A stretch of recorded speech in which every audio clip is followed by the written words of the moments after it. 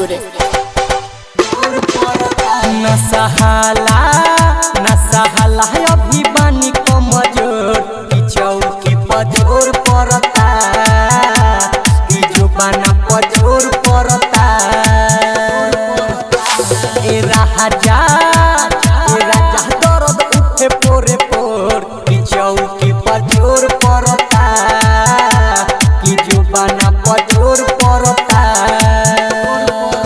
न सहाला अभी बानी कमजोर की चौकी पजोर पड़ता की जुबाना पजोर पड़ता।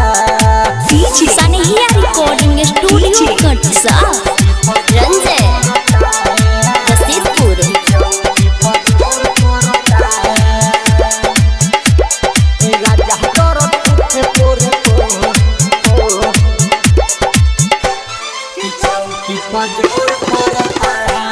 घर न को रहा लेके एको रहा कर न बहरी गजन हो दिने आरतिया लागे जैसे करे लखूबे भजन हो।